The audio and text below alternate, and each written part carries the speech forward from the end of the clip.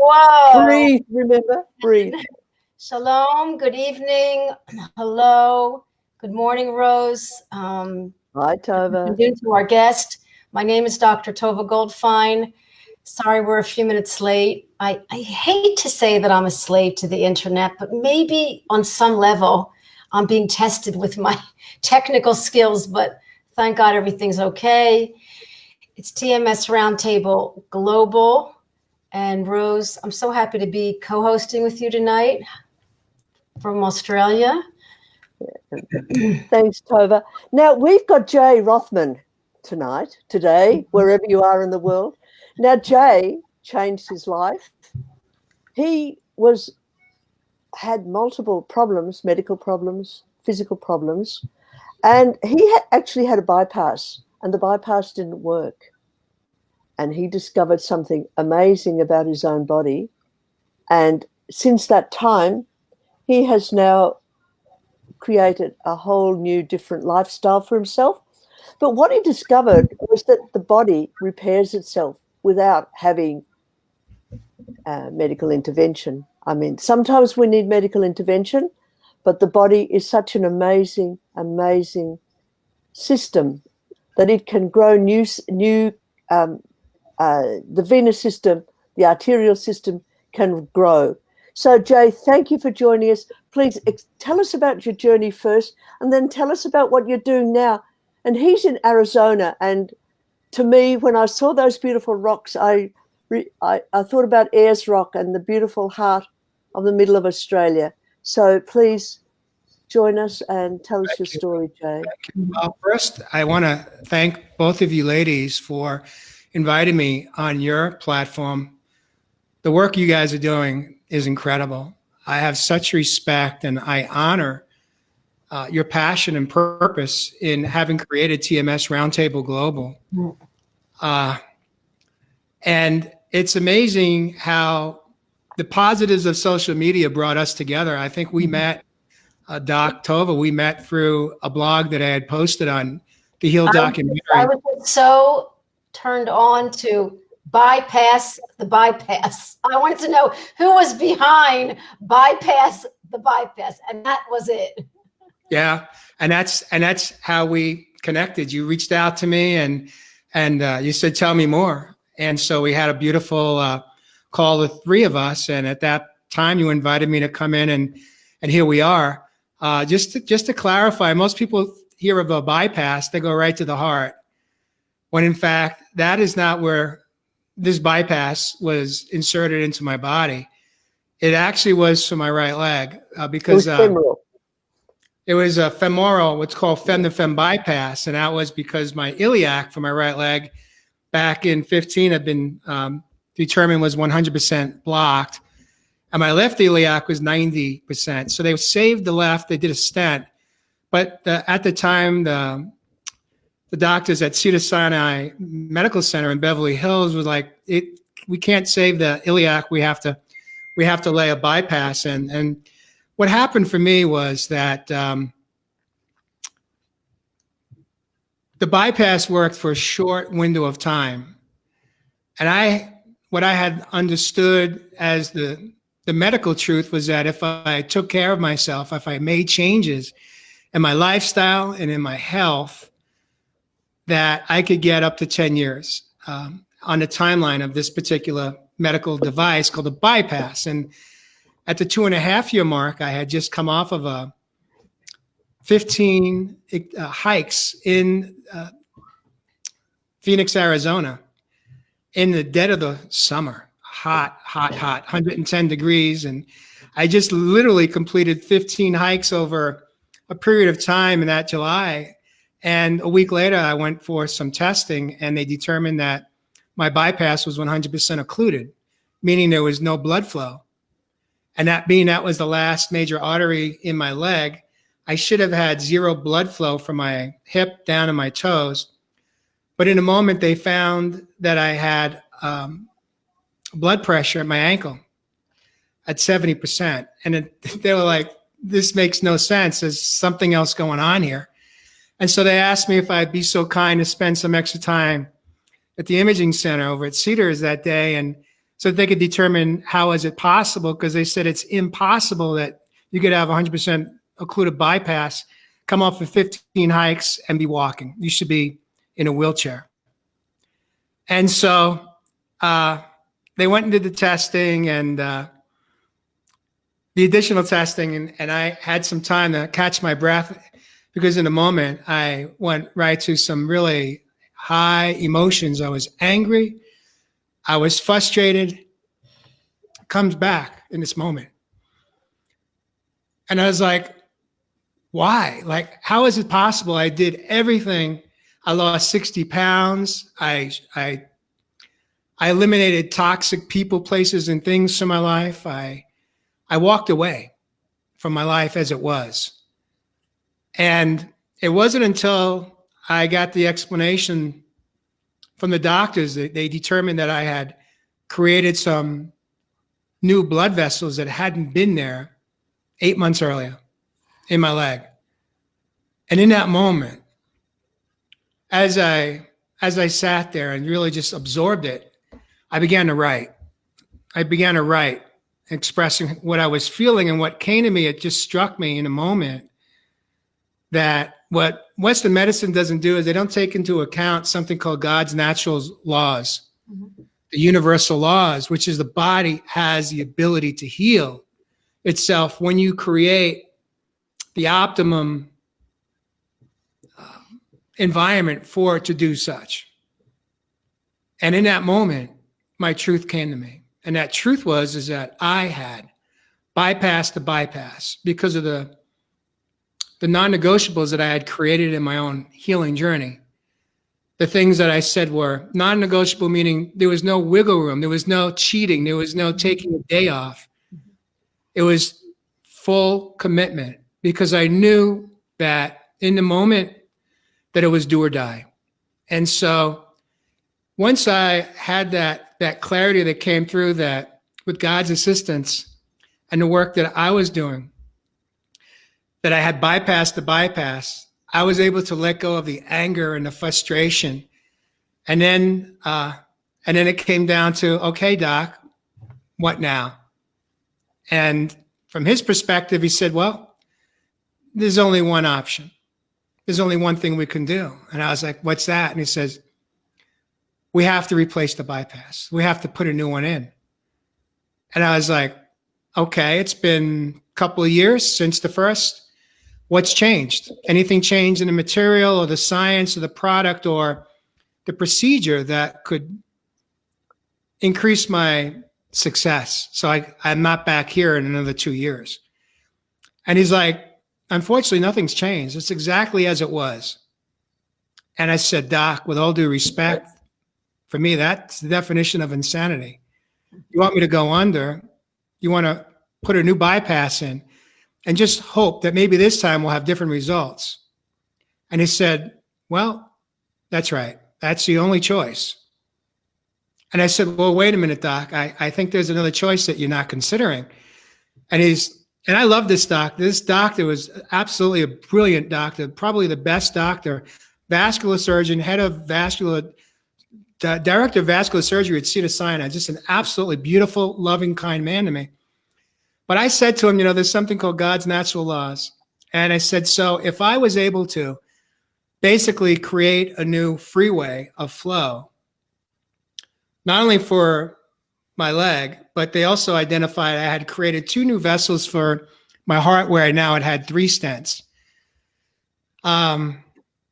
I said, and I did all that really sitting on my beach cruiser when I was living in California, riding along the coastline 7 days a week, anywhere from low of 12 miles a day up to 25 to 30 miles every single day, 7 days a week, 365. Imagine if I got off my tush, as they say, and beelined it across the state line and moved to Arizona and did some extreme hiking 7 days a week. Could I get that blood flow? Could I create more? Could I create more blood flow and raise my blood pressure from 70 to 80 or 80 to 90 or 90 to 100%? And his answer to me was, well, it's possible, Jay. But I don't recommend that, because you see, vessels are so much smaller than arteries. And if you don't use it, you may lose it. They will collapse. So you can't take time off. You have to stay committed. And I said, Doc, thank you. I will pause. I will ponder. I will process, and I'll get back to you. I hung up the phone with my doctor, and I called at the time. She was my girlfriend. Today she's my fiance. And I said, Mary, how long do you think it would take us to beeline it across the state line and move to Arizona? And she said, probably 3 weeks. I said, okay, let's start. Are you ready to move? She said, yep, let's do it. And 3 weeks later, we were in Arizona, and so began the next level of healing. Tell us about the next level, please. Well, the next level really was really about, my only concern or fear that I had was that I had never given myself permission to connect with myself in any way, emotionally, mentally, physically, or spiritually in my life. And early on in 2015, when I got post surgeries, and they basically fixed me enough to keep me alive and say, best of luck, it's time to go home and recover. I knew that I needed to be willing to walk away, rebirth me, to get to know truly who I was, because what had happened was I was truly a modern man chasing the American dream in society. And I had been doing that my whole adult life. And what I realized was that it was no longer serving me. The choices that I had made in my life, my lifestyle, had actually caused significant damage to my body physically. And that includes my emotional well-being. And I knew then that I needed to be willing to, I refer to it as almost like I had to be willing to die in order to be rebirthed. I had to be willing to let my belief systems go, let what I believed was how I showed up for myself and others. I had to be willing to let go of all of it and be willing to come home to me. To you. How hard was that? Because this is what our patients find, that it's hard to make that transition from looking externally to looking internally. And it's such a difficult thing to do for most of us, to actually accept ourselves with all our imperfections or whatever, as if we've got to be the perfect human being. So what do you think was the moment that you actually made that leap? Was it the day you decided to go to Arizona? But again, could you go back a little bit further? Because I gather you had a fairly high pressure job and you had a lot of pressure on you, and you pulled away from that in that time too, didn't you? I did. That's a beautiful question you asked prior to the second question, which is how difficult was it for me to make the changes? And my answer is it's simple, not easy.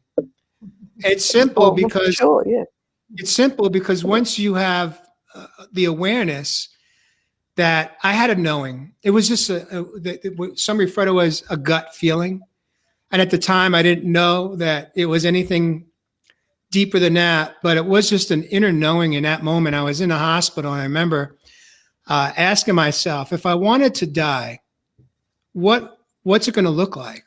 And I wasn't questioning if I wanted to kill myself. I was just like, if I wanted to allow the progression of diseases, at that point I had 9 diagnoses, what would I have to do to surrender to the diseases? And the answer came to me in that moment. It was probably the first moment of clarity I had.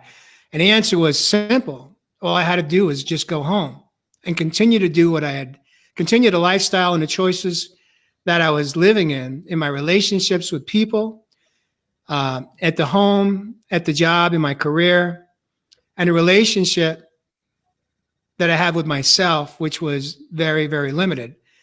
Because as a man, I had lost myself in my relationships. I I had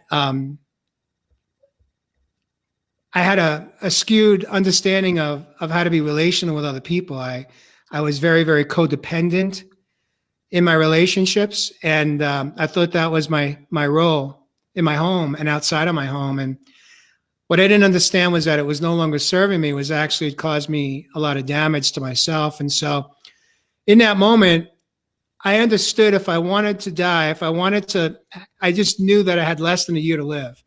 Even with the work that was done, if I didn't have the courage to change myself, that I had less than a year to live. I just knew my time was limited. But then I asked the second question, which was, if I wanted to live, what would I have to be willing to do? And that was have the courage to change, have the courage to surrender. It was about surrender my old beliefs, my behaviors, my choices in life, and basically say, Uncle, I give up, and ask for help. Because up until that point, I had left my religion when I was about 14 years old, and I never looked back. I had no faith in my life. I had no spirituality, no religious relationship at all. I had no God in my life. I was a very self-willed, controlling adult male. And I knew in that moment that I needed help. I knew that my life had progressed to the point where my mental well-being was controlling my physical well-being, and my mental well-being was wounded. And so began my healing journey. And it actually unfolded in ways I couldn't. If I was a script writer, if I was writing a screenplay, I couldn't have written it, because it just came to me from within. I just kept getting what I refer to as like downloads.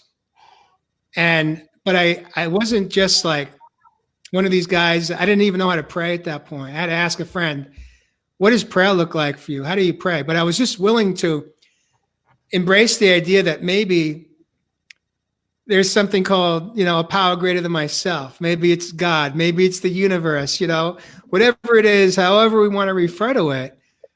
I was willing to embrace the idea that something greater than myself can restore me to sanity and help guide me to health and wellness. And once I opened myself up to that, it was the game changer. Was that done in the hospital at that stage? Like those questions that I asked myself, if living or dying, what would I have to be willing to do? Yeah.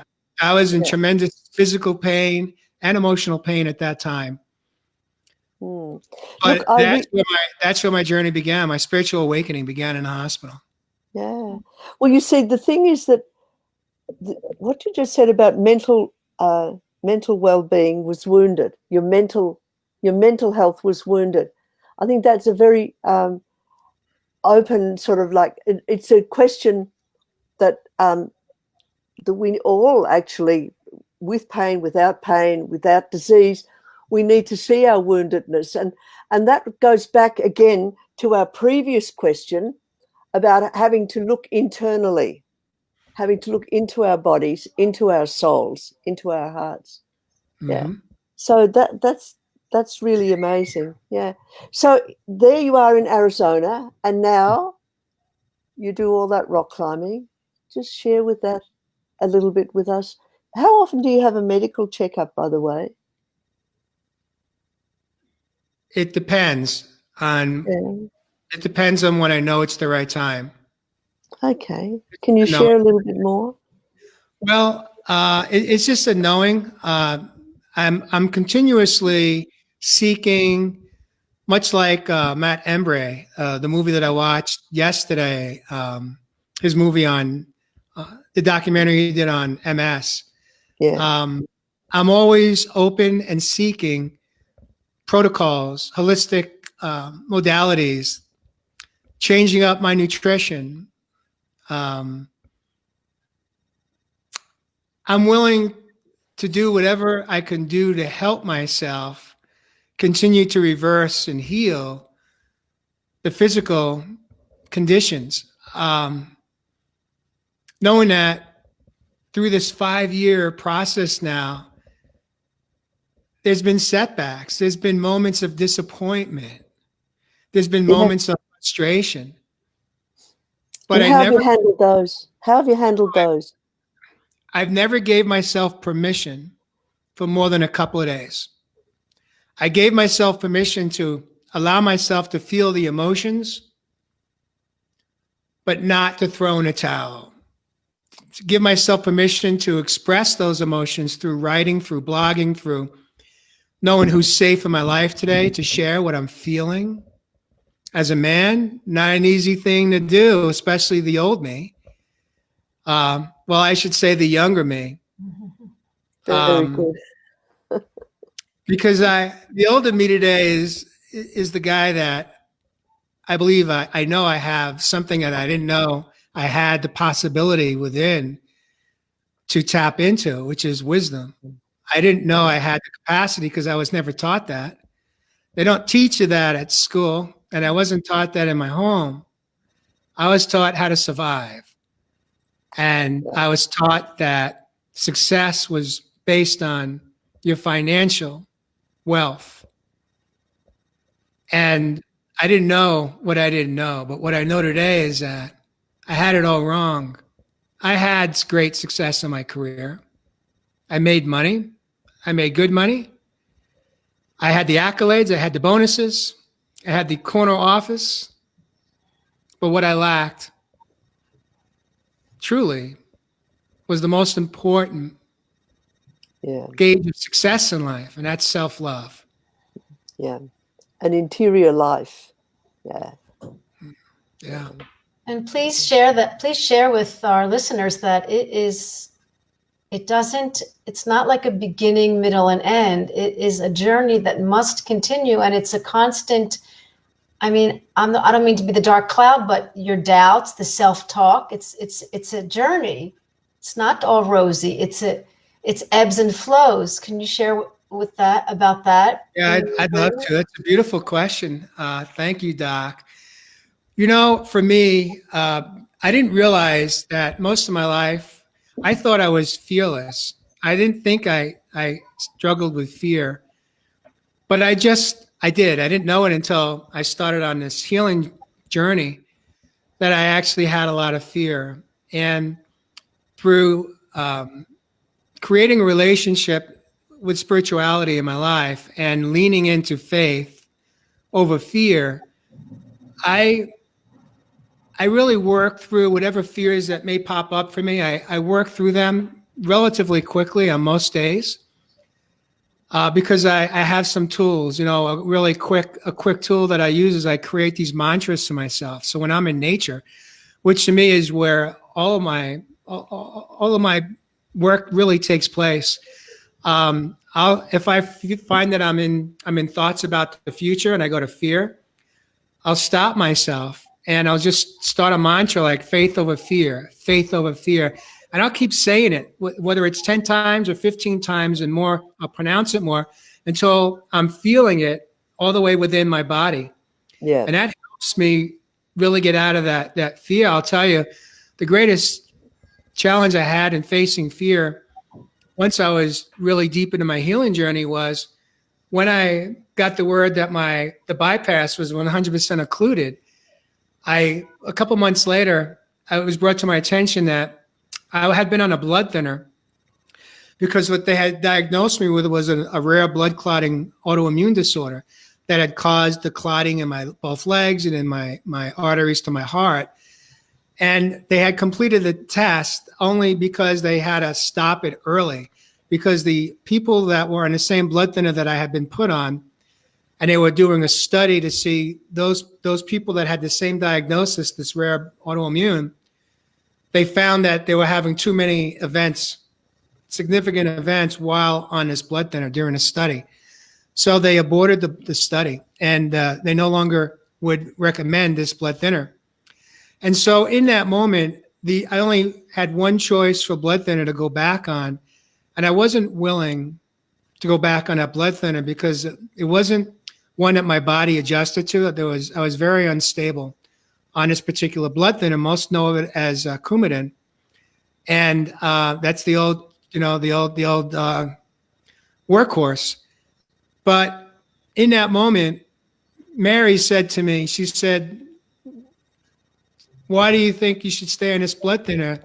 Now you have affirmation, not only from your own experience, you had your event, but now you see a study that they aborted because too many people had an event on this blood thinner.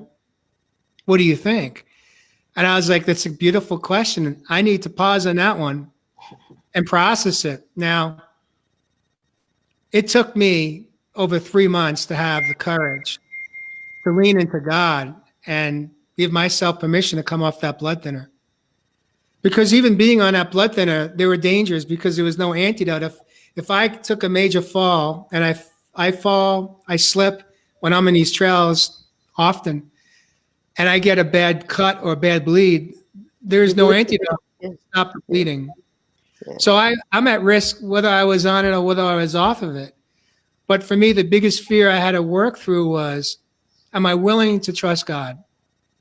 That if I take myself off this blood thinner, because there's not a doctor in Western medicine that would have advised me not to go back to the old stalwart, the Coumadin, it's possible that, my life could end in a heartbeat, literally in a second. Major clot goes to my lungs, goes to my heart, goes to my carotid. You're on no medication now? I chose to take myself off of all pharmaceuticals. The last one was the blood thinner, and that was just over 2 years ago. I think it's maybe 2 years. I've lost track. I think it was March of 18. So, and it's a choice that I've made. But for me, it's the right choice, because at one time in my life, I was a pill junkie. You see, I was addicted to pharmaceuticals for mental health for 21 years, thinking that was going to help reduce my anxiety in my home, in my life. And it didn't really. It just numbed me out. And I changed my relationship with pharmaceuticals. I realized that for every pharmaceutical you take, it has an adverse reaction. And I didn't want to have more damage done to my physical health, my physical well-being from the side effects. So it's a personal choice. I'm not advocating. I wouldn't suggest anyone not listen to their doctors. People got to do what they feel is best for them. And what's best for me today is understanding that my body has the power to heal. And I also understand that when it's my time to go, it's my time to go. And can I be at peace with that? Can you? Most days. Yeah. Most days I am at peace with it, because I've made so many great changes in my life. And I keep cleaning up my side of the street, making amends where amends are needed. But ultimately, for me, what it's been about is coming home. And the coming home part is coming home to my soul. Yeah. Well, and I'm at peace with that today. Yeah.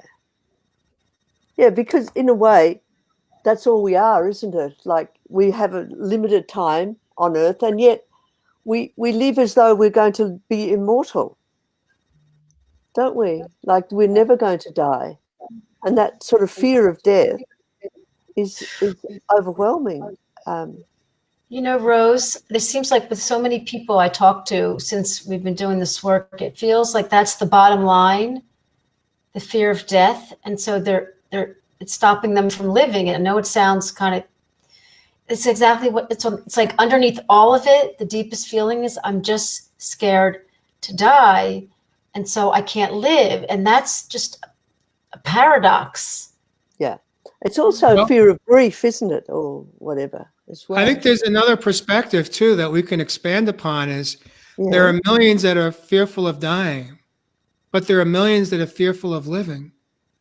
And so they're alive, but they're living to die. And the difference is today, I'm dying to live. So I'm doing things in my life that I never thought were possible, ever. Yeah. And I'm not Well- jumping out of airplanes, but I'm, it's a consideration, maybe someday. Do you But I've think done those some things days, I never would have done. What's that? Excuse me? I'm sorry. sorry, do you think that jumping out of an aeroplane is dicing with death? And maybe that's why No, you wouldn't. I think there's more dangerous things that we do on a daily basis than jump out of an airplane.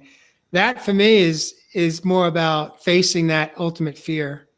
I've done a few things that, from a physical perspective, I've done like an aerial course above the forest canopy, and having to have a leap of faith and literally walk off of a plank that's about 3 feet, 2 feet wide off of the top of a tree, and just having like a bungee cord and not knowing how far down I was jumping and what I was jumping into, and having faith for that. Or I did a hot air balloon in the last 5 years as well. I never would have done something like that because I would have been fearful that, what if the pilot gets sick or something happens? But I don't ask those questions anymore. I'm Do it. just willing to have the experience and know that, with each experience I have, I learn more about who I am. Yeah, you face your fears, in other words, I suppose. And then once you've faced your fears, they actually disintegrate, don't they? Yeah. Maybe. Yeah. There's Well, always another one. There always seems There's to be always a another new one one, do you think? right around the corner waiting to just like say, come on, let's. It's just the monsters under the bed. It's just us. Yeah. Bring them Yeah. out. Bring them out. It's Let just them us. be seen. It's And then really an imagination. Like the more fears, it's almost like the more imagination someone has. They've created, little monsters. You know what fear means to me? It means bondage. It's bondage. And I lived in internal bondage. I believe from the day I was birthed in a bondage. And that bondage is what nearly took me out. I mean, I was hours from death. I didn't know how sick I had become. And when I got the call from one of my doctors, one of my medical team doctors, and said, we got to start the work, but we can't even get the right doctor to do the work for a couple of days. You are not to leave a reclining position. If you get your heart rate up, at that moment, I was very asymptomatic. The right artery for my heart was 99% blocked, and I had no heart pain at all. I had no chest pain. Wow. I was getting medical clearance to have the bypass done on my leg and a stent for my leg, and I had to get final clearance from my cardiologist. And this was another knowing. My cardiologist at my local hospital at the time in Long Beach, California, said I was heart safe to have surgery. And something told me to ask my vascular surgeon in that moment, do you have a top doctor at a Cedars that you could refer me to just to get a second look at me? Make sure I have medical clearance. I had the medical clearance. And that same day, they got back to me. It was one of the top cardiologists probably in the world. And he got me in and ran the same test that I had done at the local guy's office, as well as one additional test that he referred to as the gold test. And he called me up. I still was at the imaging center. I hadn't left yet. He personally called me on his cell phone and he said to me, we have a problem. You can't have surgery tomorrow on your legs. He says, if you have surgery tomorrow, you will either go into cardiac arrest on the table and you won't make it, or you're going to have a massive stroke and you probably won't make that either. He says, your heart is 99% blocked. How is it that you don't have chest pain or any symptoms? Because I had a heart attack 6 years earlier when I was 48, and I had symptoms for 3 months, and I was that tough man. I was still traveling for business across the U.S. and thought I was just having some heartburn that wasn't going away. And I didn't realize how sick I had become. I didn't realize how close to death I was. And in that moment, I woke up. And I knew that it's do or die. It's that simple. Yeah. Now, there are people in my life, Rose, that haven't had to have that medical rock bottom. They just have an emotional rock bottom and they say they're done. They don't need to let their physical well-being reach that point of no return or close to death. I wasn't one of those guys. I needed to hit my threshold for pain was so high that I needed to have, my rock bottom had to be really, really, really critical. A rock bottom. Exactly. Yeah. Yeah. Look, previously when we've been talking, you've talked about non-negotiables and how when you change your lifestyle, there are certain areas that are non-negotiable. And I think that's tied up with courage. And it's also tied up with not wanting bondage anymore. Are you able to sort of expand on that a little bit and how you've operated with that non-negotiable attitude, or how would you like to put it?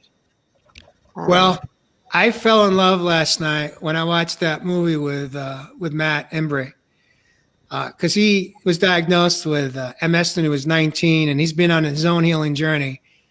And I fell in love with him because what he expressed is how I've embraced my life today, which is he didn't use the word non-negotiable, but somebody asked him in the documentary that he wrote. He was the filmmaker, and I recommend. It's called Living Proof, I believe. You can pick it up. If you're an Amazon Prime member, it's free. Right. If it costs you $4 or $5, spend the money. If you have an autoimmune, such as MS or any of the other ones, you don't need to have MS to listen to his story and get inspired. But what he said was the life that I choose to live today, which is there's no room for cheating anymore. Not when it comes to lifestyle, health, and wellness, and the choices. But for me, what it really came down to was if I had just focused on my physical well-being over the past 5 years, I wouldn't be alive today. Because you see, my physical health declining only took place because my emotional well-being was not well. I needed to fix this and this, my heart, or what some refer to as my soul space. Therein lies where I don't believe that if you just focus on your physical and you don't focus on your emotional, mental, and spiritual well-being, you're basically a four-legged chair with three legs still broken. You've got to focus on what I refer to as all four pillars. And the first step for me was surrender. The second step was courage. And then the third step is what I refer to in the clients I coach today is the 4 A's. And the 4 A's are awareness, acceptance, accountability, and then action. And I'll break that down for the two of you. What that means to me today is I knew that I had to first and foremost learn how to forgive myself for all of the choices I had made in my life that were abusive to me and abusive to some extent the relationships I cared most about. Part of having the courage was me deciding I needed to step out of a 30-year marriage.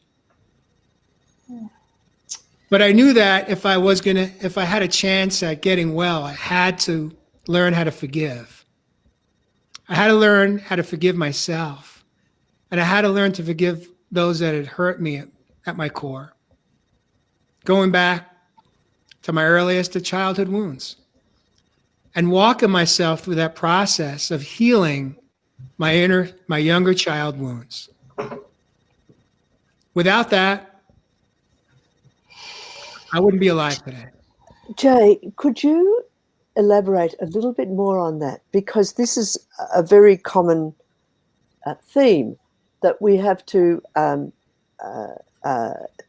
go back and heal those inner child wounds. And for me, it's about self-acceptance. But Can you elaborate on that? Because, you know, we get told we should do this, we should do that, we should do the other. But it's our interior life that actually grows that ability. It's not, you know, we can get the advice from people outside, but it's actually inside ourselves that we have to come to terms with things. So can you just sort of come back again to that space so people can hear your inner journey as well as your external journey? Do you know what I mean? Like the all four pillars. Beautiful question. Surrender. Yeah, it's a beautiful question. You know, I just had this understanding that my problem wasn't my ex-wife. My problem wasn't my ex-boss. My problem weren't my children. I have 3 amazing, beautiful sons. My problem wasn't anything outside of me. My problem was that I started to understand because I started to seek answers. I started to read something I'd never done in my life. I found a whole world of information and help through the internet, through YouTube. I never had a positive mentor in my life. Now, when I say a positive mentor, I'm talking about someone that was not going to teach me about how to build wealth in your life through financial wealth. I never had a positive mentor that I looked up to that could teach me what truly life should be about. I was given the downloads through movies and media and school and home, which was, I had it all backwards. And what I didn't know was that I thought when I grew up, I thought that my younger self, that little boy, that only one person, my aunt,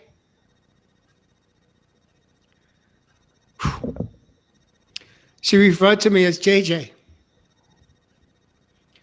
I didn't know that not only was he still alive inside of me, but I had given him permission to make most of my adult decisions in my life. And when he wasn't making those decisions, the other part of myself that's called ego. And the most important part of myself that needed to be making those decisions was my higher self. I needed to parent that younger boy that had those deep, deep childhood wounds. And even if they weren't wounds, they were pivotal moments, pivotal experiences, things that attached to me at my cellular level and I carried into my adulthood, and I never let them go.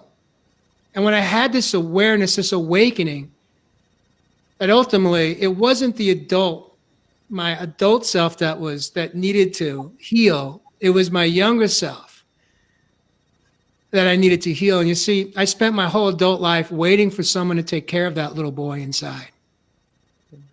I seeked it. And I never could get those needs met because there was nobody outside of me that truly knew what I needed, that truly knew how to take care of me. How could they when I didn't know how to take care of me? So that became my full-time job. Like I had to learn I had to date myself.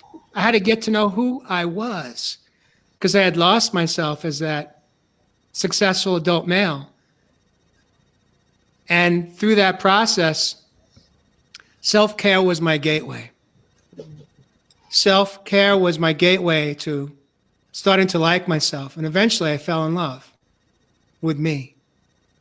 Fantastic. Yeah. Can you, you know, you've called it self-care, but it's also, or self-love. How did that materialize? Was there a sense of compassion for your struggle?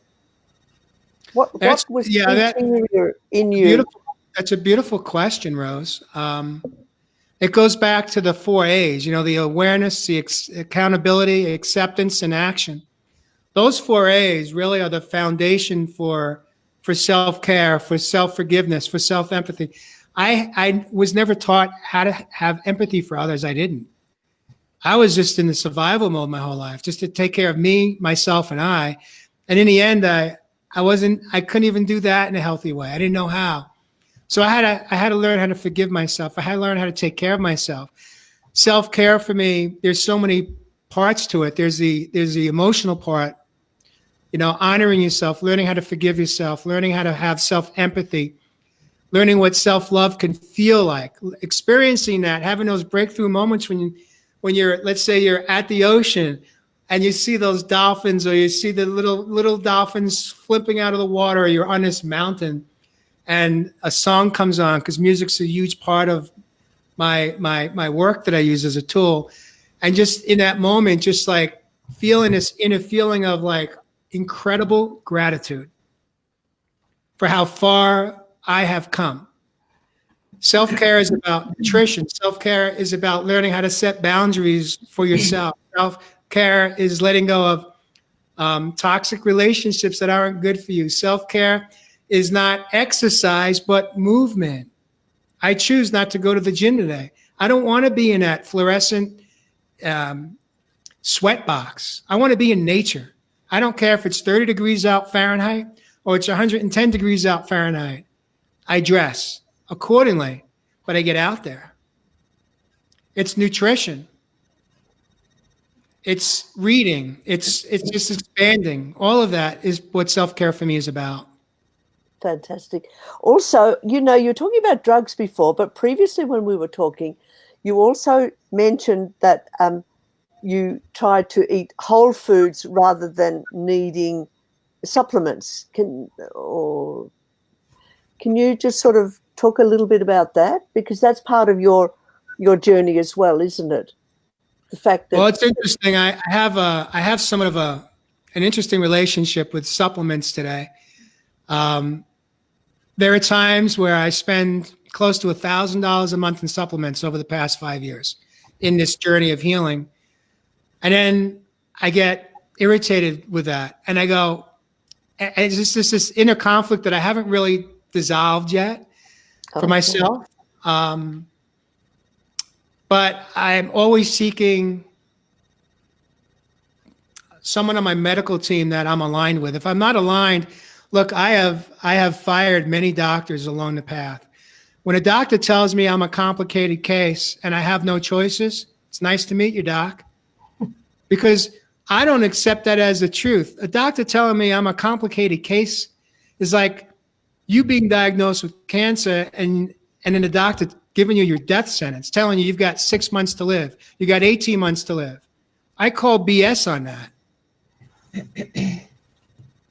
No, I don't believe that I'm a complicated case. No, that's not my truth. I've achieved some things in my last 5 years that the doctors say they're impossible. There's no way. Jay, something just crossed my mind, and that was, what would you say to younger people that are listening now, are with us, people who have got chronic pain and they haven't got the maturity or the insight yet to undo that drive, that treating themselves like a machine to achieve their goals rather than a human being with a soul?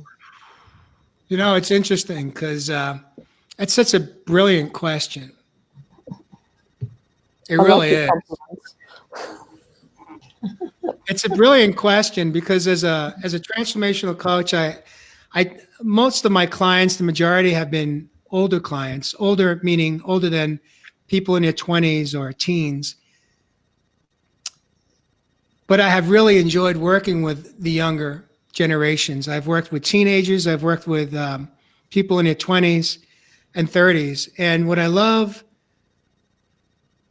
about that experience is that they don't have as many decades, layers of choices and damage and wounds and hurts and pivotal moments that have tightened the noose around the inner bondage. There's less to uncover. There's less to to get through. There's less resistance in the process. I've worked with some beautiful men and women in their 40s and 50s that were their why was a 10. There was no resistance. They were as open as I am, as I was. Yeah. And there's where the greatest opportunity for healing can take place. What I would say to the younger people, it's such a difficult question because unless they are open and they are exploring, because I've met so many people, especially on the trails out here in Sedona. I've had more people in their 20s and 30s hire me to do a hike and heal experience, to hike and coach them along the trails here in Arizona. And what I love about that is what they bring to me is hope and inspiration for their generation. Because their generation, the age of my own 3 sons. And there's so many that are going, I've watched my mom, I've watched my dad, I've watched society. And I don't want to become that. I want more. I want to experience life a different way than chasing that American dream or the modern society's dream.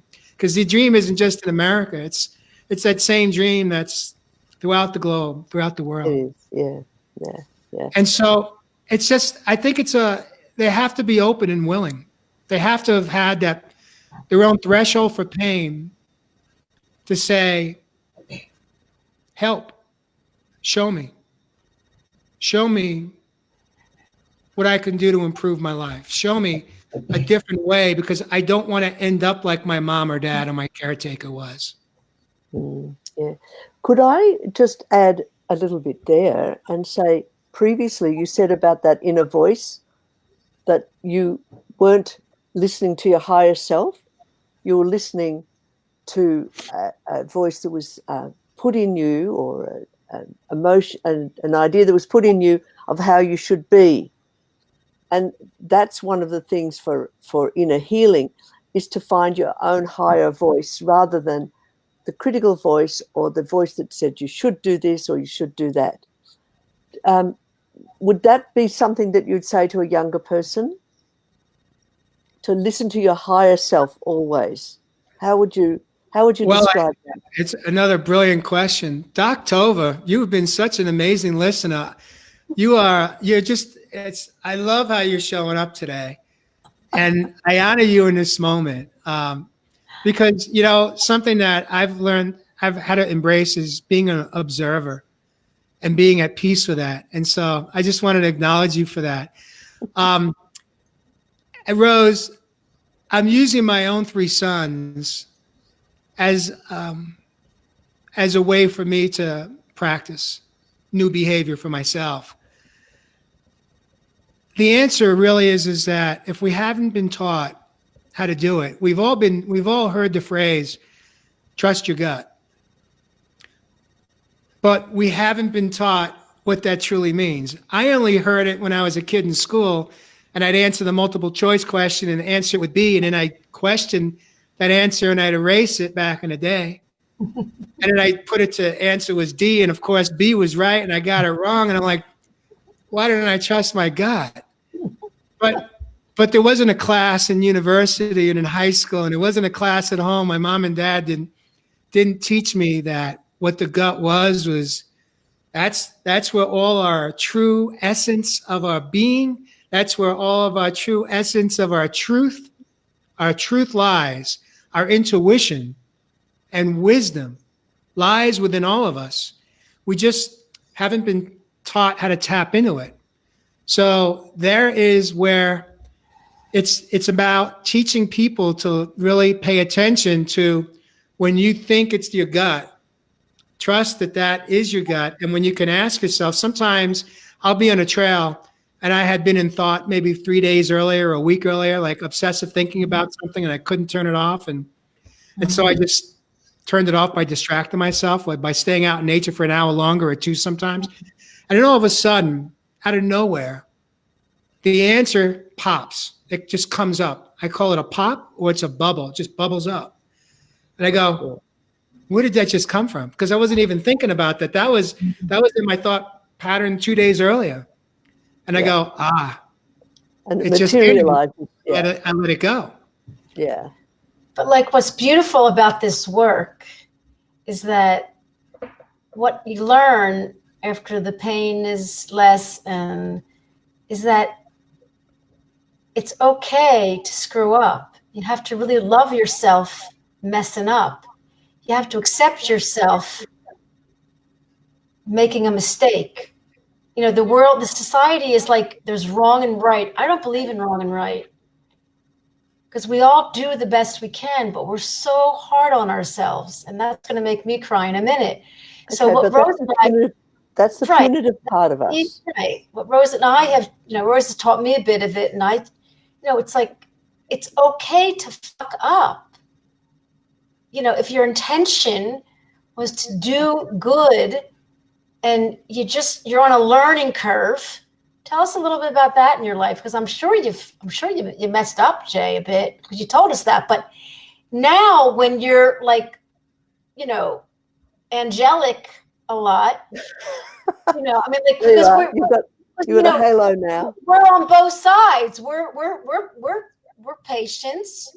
We're in therapy, and we're also the therapists. But it's like interesting to be in this space now and deal with our acceptance and our love for ourselves and our love for others and our like neutrality and not extremeness, our sense of forgiveness, our sense of I call it a kind of a coasting.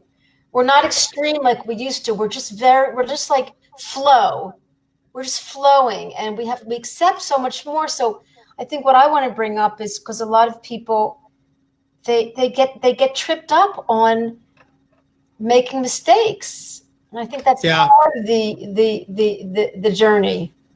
Well, the reason that is, and that's a beautiful question. It's what's behind that is it's about judgment. And the judgment starts from the time we come out of the birthing canal. If you think about it, we know the first 0 to 7 years are the most profound years of development for a child. And we tend to hear in those first 7 years more no's than yeses. Don't touch that. Don't do this. Don't this, don't that. Not because we're bad children. Again, there's judgment. Because we're just human beings where we don't know. And so a parent's role is to teach us right from wrong. But what we lack is, as soon as we start hearing the no's, we interpret that, we bring it inward. And what we tend to hear is we're not enough. We're not smart enough. We're not good enough. We're just not enough. And so we get that programming or that download so early in our life. And then unknowingly we bring it into our adulthood, and we're still hearing that tape. I'm still hearing my dad or my mom telling me no, telling me how I have to be that well-behaved, perfect child. Wow. And that programming attaches to us at the cellular level. And we've got billions of cells in our body. So it's basically, it's breaking the chain to that relationship. And here's I'll share this. One of my mentors taught me this. It goes something like this. We don't have to deny that those experiences happen to us in our younger years. We can acknowledge that, yes, those things happen, because that's, for me, part of the healing. We can acknowledge it. We don't have to bury it. We don't have to hide it. It doesn't have to be a secret anymore. We could say, yes, these specific things happened to me, but I don't have to live in it anymore. Exactly. What I get to do is change the relationship with that. Yeah. I don't have to be that younger JJ anymore, still being afraid or still judging myself for the choices I made or how I show up that people would define as being good or bad children, good or bad adults. I don't believe we're good or bad people. I believe we make good and bad choices or good or bad behaviors, but that doesn't define who we are. Society Exactly. defines who we are. Go ahead, Rose. I'm just looking at our side comments. There's some beautiful Yeah. comments up there. Yeah. Mary's putting in some really, really, really beautiful comments, and so is Christine. And yeah, I've only got a few of them in front of me, but they're just so lovely. Oh, here we are, and they're reaffirming. Jay, Susie that was a as beautiful well. answer, Jay. That was a beautiful answer. Thank you. I want to just expand just real briefly something that Mary said. She said conscious parenting is a beautiful new way to parent. Now, what she means by that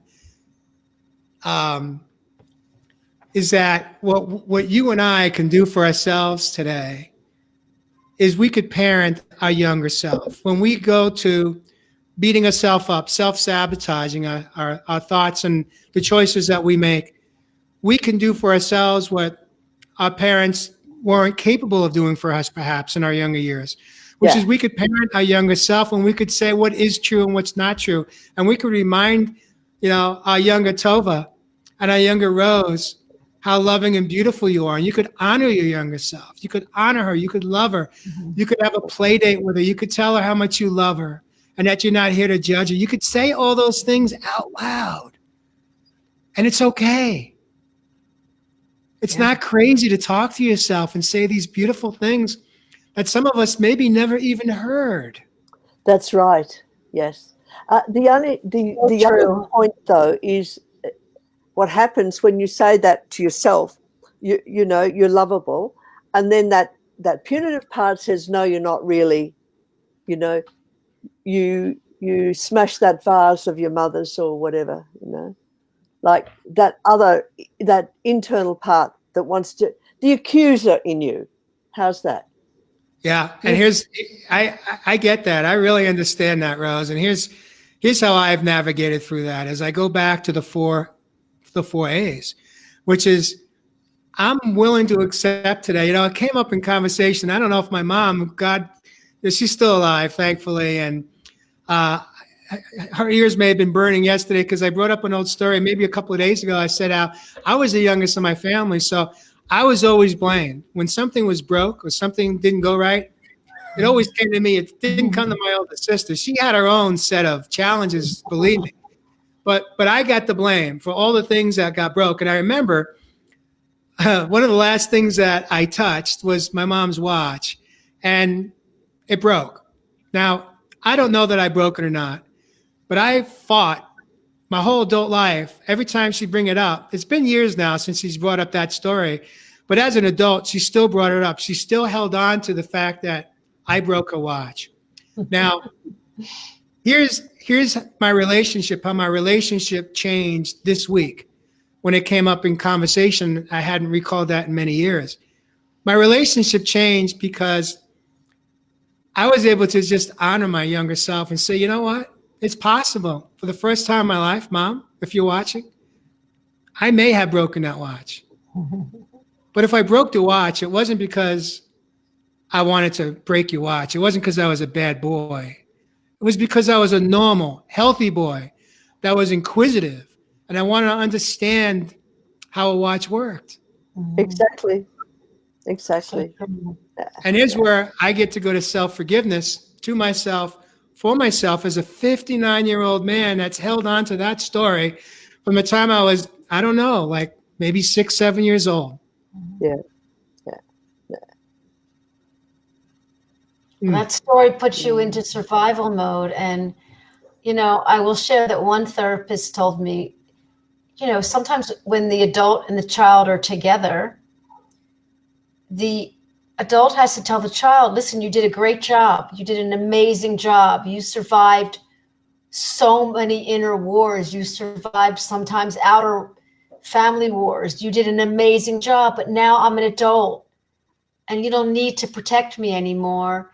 So we're going to integrate you into my adult, you know, and we're going to make this work because we got to live together. We're going to have coffee each day. We're going to go hiking together, you know, but I don't need you to protect me because I got to, you know, have my own experience. So it's like an integration of JJ and you, and I'm just so happy to meet JJ and you. Yeah. That's the coming home part. Is coming home, because when you have those traumas or wounds or pivotal moments in your younger years, you tend to separate the three parts of yourself, the me, myself, and I, which for me is the ego, the younger self, JJ, and then the higher self, my adult self. And the coming home is going from three separate parts of self, independently trying to manage my life, keeping the hand on a 10 and 2 position on that steering wheel, to come home so that I become whole as one. And be able to honor all three parts of myself. Yeah. Could I, you know, you've got your 4 pillars, and I just wanted to mention to our audience how those 4 pillars, with the breaking of the watch, work. As an adult, he became aware that this has been a family story that virtually humiliated him, because really a little boy wants to know how a watch works. So he becomes aware of his inner life. He then accepts himself. He realizes the accountability that's required, that, you know, I wanted to know how a watch worked. And then the action is self-recognition and self-forgiveness and self-acceptance. I just... Beautiful, Rose. The cycle goes back again to the whole. And then the person becomes whole, a whole human being. So, Jay, thank you so much for sharing your time with us. We're just so blessed to have had you. Yeah, our listeners had a real conversation. They were having a real conversation. We have a little community here. Yeah. So there was a lot of people listening, but I think this was, rather than a question and answer, it was more just a real sharing. Reflection. Yeah. I know a lot of the viewers that joined us today. I want to thank, because they're in my circle. They're viewers and people in my life that have been a part of my healing journey, have either witnessed it, embracing their own. Some are viewers from the programs that I've launched. It's been a couple of years since I launched my own podcast as well. And so thank you all. My spiritual mentor joined. What a beautiful surprise. Yeah. Is here. Thank you, Dwayne, for being here and supporting me in this moment. I appreciate and love you. Wow. Just look at, I can't read it all, but it's just beautiful and amazing. It really is. Yeah. I just want to, again, take a moment to acknowledge and thank the two of you, because the work you're doing is powerful. And for those, maybe if you want to just take a moment, I know this is your show and I'm the guest, but maybe just expand just real briefly why you do this podcast. What is your intention with it? Why am I here today? You go first, Tova. Okay. So Rose and I have we've learned real good sharing. So I had met Rose briefly because we were both very, Rose is a nurse and a midwife and an amazing psychotherapist for many, many years. We're talking about you, Tova, not me. Oh, right. See, I do. I can talk for myself. Wait a minute. That is a beautiful, loving boundary, but it was a firm boundary. Yeah. It was like, I was just sort of setting the stage, but I just go off because it's like, yeah. So I was sort of given a little bit of why we got together. But anyway, Rose and I got together for various reasons because we were both very, very drawn to chronic pain and helping people through our personal professions. And I got very involved in Dr. John Sarno's work. And because I saw it as in very much alignment with my work. And I just was meeting too many people that were in chronic pain, and it wasn't physical. and I connected the dots, and met Michael Galinsky, who directed and starred in the movie All the Rage, and I really loved learning about the powerful scientific research that the body and the mind are intimately connected. And like my own mother had MS, so there was always a growing up and a searching and a wondering and a curiosity and a wanting to figure out. And I was helping so many people as a chiropractor and doing rehabilitation that there was a real empty part of me that needed to sort of go deeper into healing other people from autoimmune disease and chronic pain. Long story short, I just met Rose, and she'll tell you where we met around Corona time. And I just had this creative idea, and I've had a lot of creative ideas that sort of like zoomed down. And this one was just like, what do they say? It was just ready to blossom. And I just said, we got to do something online. We got to help people. And we got to, and I've never been online. I've never spoken in front of the Facebook. I've never be live. It's like all this stuff is so new for myself and Rose. Anyway, so that was then. It's just been amazing. Michael Galinsky helps us a lot. He's amazing. And we have a TMS Roundtable Global, and then I have a TMS Roundtable Israel. And it's just been an outstanding 8 months of healing for Tova and healing for many clients and patients, and self-healing for the world. It's not easy, but it can be done. Be done. The human body is amazing at healing. Just give it a chance. Rose? Well, I came from the other direction. I actually came from people coming to me about relationship problems, self-esteem problems, child rearing problems, those sort of areas. And then they'd say to me, I've been on Nexium for years and I don't need it anymore. I don't have reflux anymore. I don't have those migraine headaches anymore that I used to have. And I actually found Michael Galinsky, as did Tova. And I then, when he came to Australia, myself and another friend, we put together the theatre of a couple of productions, or how would you put it? A couple of viewings of his movie, All the Rage.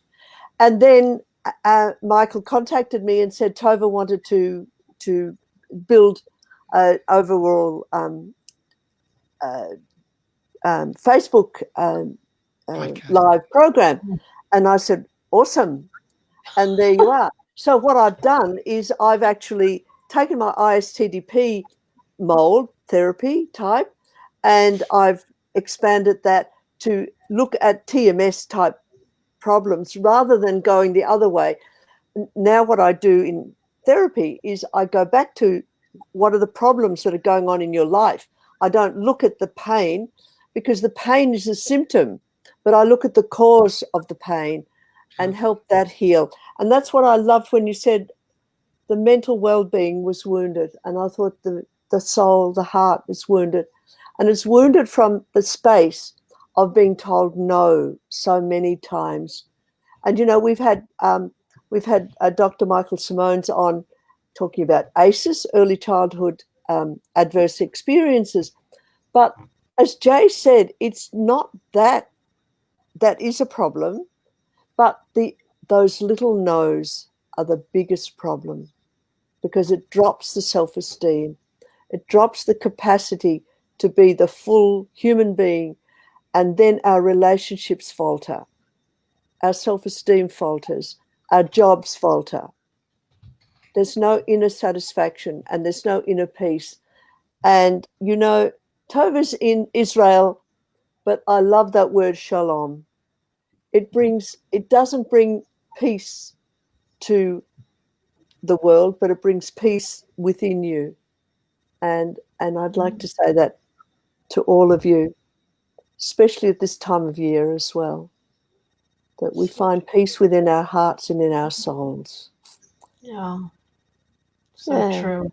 Yeah. So true. So Jay, you'll have that's to our come story. back. You and little Jay, you'll have to come back. again. I'd love to come back. I want to just say one last brief thing from my perspective. I shared that story. It just came to me about the watch and the pivotal experiences and wounds that touch us at the heart and soul level and our youngest years don't always just happen at home.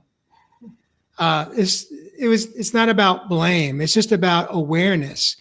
It happens in school. It can happen on the playground, politics in the playground. It can happen by one teacher that destroys you from a self-esteem perspective early on.